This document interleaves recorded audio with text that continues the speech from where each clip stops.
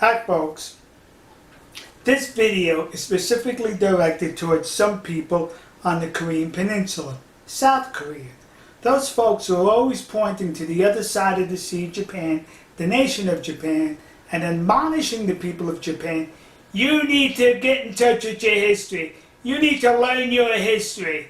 Yeah! They're concerned that the Japanese do not know their history, so they're critical towards the Japanese for that.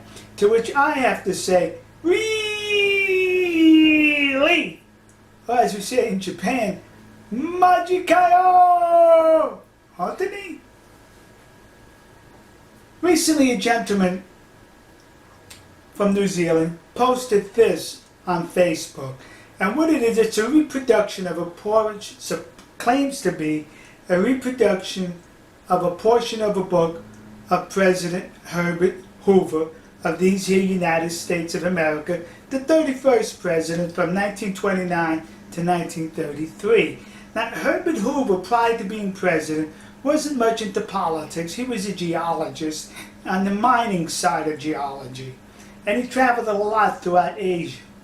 Well, this portion that the gentleman from New Zealand posted claiming that it was part of Herbert Hoover's book, the first section deals with Herbert Hoover on the Korean Peninsula, I think in 1909, and wrote about how deplorable the conditions were. Then he went back after the Second World War, I think in 1946, and that's the second paragraph there, and he writes how the conditions were vastly improved thanks to the Japanese. Well, you know, there's a lot of stuff on the internet that's false, and this could have been a doctored document.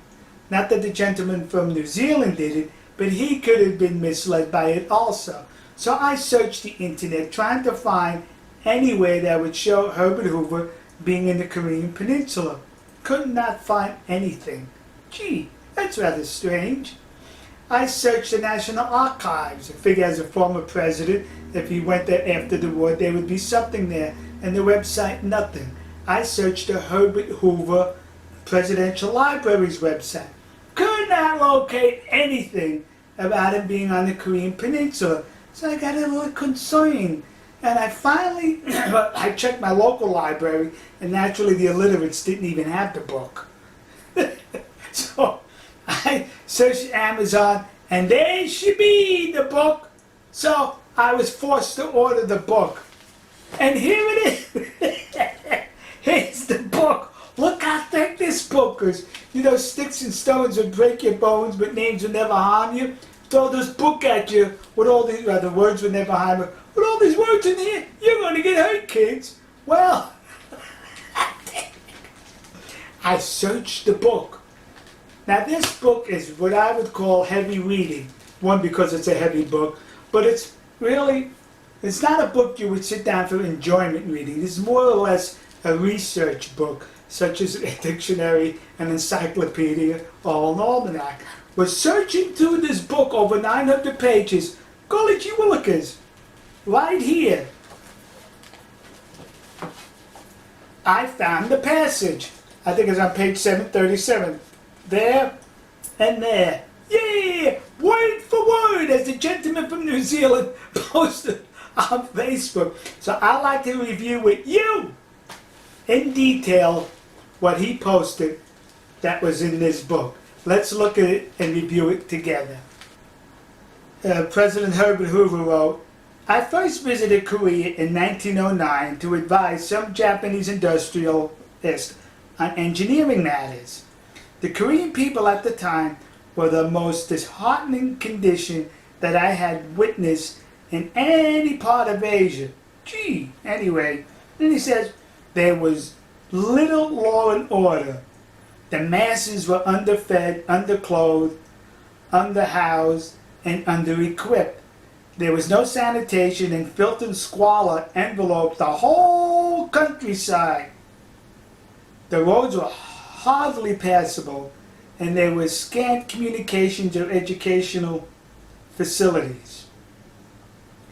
Scarcely a tree broke the dismal landscape, meaning there was no trees around, I guess. Thieves and bandits seemed to be under restraint. Gee, there must have been Democrats there. Now, the next paragraph is about when he returns to Korea. During the 35 years of Japanese control, the life of the Korean people was revolutionized, beginning with the most unpromising human material. The Japanese established order, built harbors, railways, roads, and communications, good public buildings, and greatly improved housing. They established sanitation and taught better methods of agriculture. They built immense fertilizer factories in North Korea, which lifted the people's food supplies to reasonable levels. They reforested the bleak hills. They established a general system of education and the development of skills. Even dusty, drab, and filthy clothing had been replaced with clean, bright colors. So you know something, folks? There's the proof. Here's the proof. Now, the Koreans were critical of the Japanese during the 35 years that they were part of Japan. And the Japanese response was, "You're ungrateful. We took you from the Stone Age and brought you into the modern era." So the Japanese say this, the Koreans say that. Who do you believe?